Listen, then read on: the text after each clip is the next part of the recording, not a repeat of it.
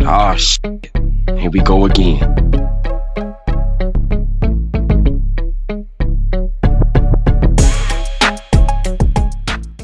All right, y'all. This is what y'all been waiting on. This is part 2. Now, for the ones that haven't seen part 1, go check out part 1. Okay. Hopefully, this video will fill in the blanks and the questions that y'all had. So let's get to it. So, when they come in the house and he realized like somebody is in his house, he pull out the strap and he tell the dude to sit down, right? And then the girl come in and he up the strap on her and make her sit down. Now at this time, y'all, it's about, we gonna say 8 o'clock at night. So he telling them like, yeah, I could have did this to y'all. I could have did that to y'all. They like, please just let us go. Let us go. He like, nah, y'all want to break into my house? Y'all want to steal my stuff? Y'all been taking my stuff for the past year? No, man. No, I could really do that to y'all. I could do that to y'all, but I'm not. So this is when he gets his phone out and, he get on Amazon and he ordered the dog shot callers, right? So he get that and he get rope and he get all other type of things. Now, what would happen is that he would put them in his basement and he would lock the basement. Now, there's no windows in this basement, all right? So he'll lock the door on them and he'll have them handcuffed to something downstairs. I don't know exactly where they was handcuffed to downstairs, but they was handcuffed. So this is the way, he was able to leave them out of his sight so he can, do what he got to do. So he would have them handcuffed and he would feed them ramen noodles and water. Okay, so he did keep them alive.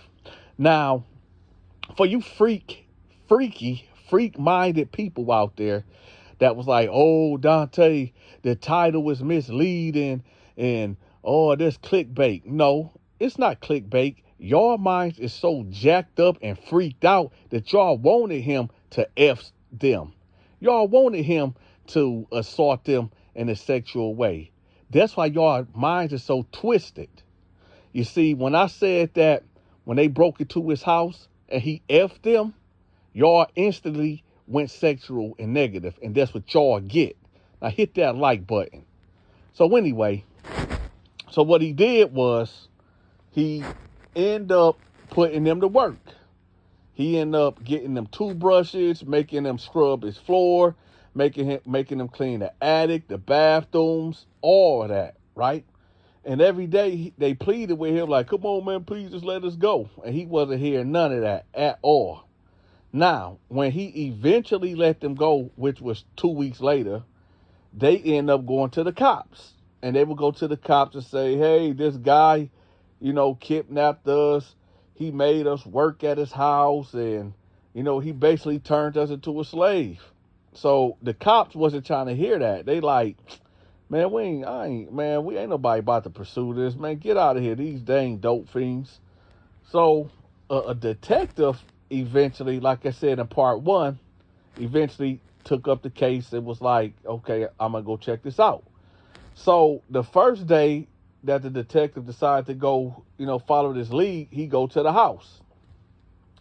And, eventually dude end up answering the door. And when he answered the door, the detective like, hey, can I come in? Can I talk to you about an incident that happened on blah, blah, blah, blah, blah, blah, blah? And he like, yeah, sure. So the detective asked him, he like, so what happened? He said, well, these 2 dope fiends kept breaking into my house, so I ended up catching them and I made them clean my house up. And the detective was like, so what do you exactly mean you made them clean your house? He said, well, I have I got my registered gun, and I end up going on Amazon and putting this shot collar around their neck, and I made them work at my house because they broke into my house and they were stealing my stuff. So I felt like instead of me taking a life, I'm just gonna put them to work, even trade. So the detective is sitting there like, you can't do that, man. That's kidnapping. You can't do that, man. And he like, well, I mean, they broke in my house. I mean, I didn't take their life, so I mean, that should hold some type of weight, right?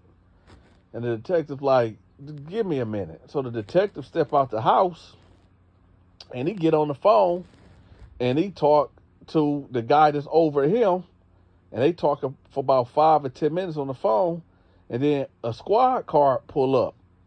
And so dude like, what's going on? He like, listen, we got to bring you downtown for questioning so we can get this all worked out. So he like, I mean, am I going to jail? Like, he like, well, we finna this. Let's just go downtown and we'll see about that, all right? So he like, all right, man, all right, come on.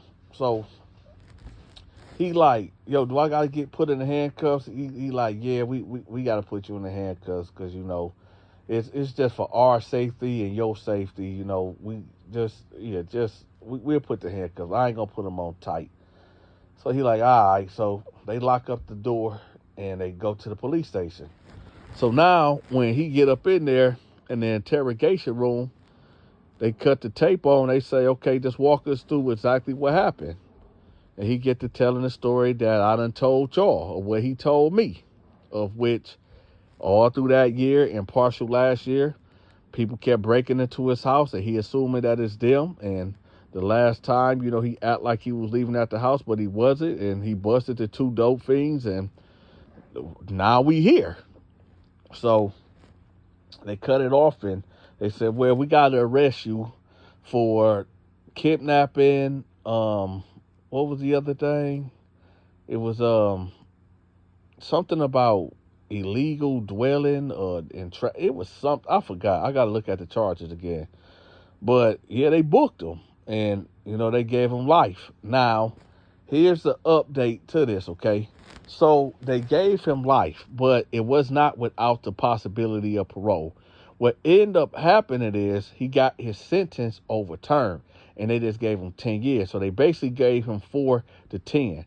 The only reason, and also, you know, his original charges was kidnapping, illegal detainment of a person's body, and something else, and some like terroristic threats and held against.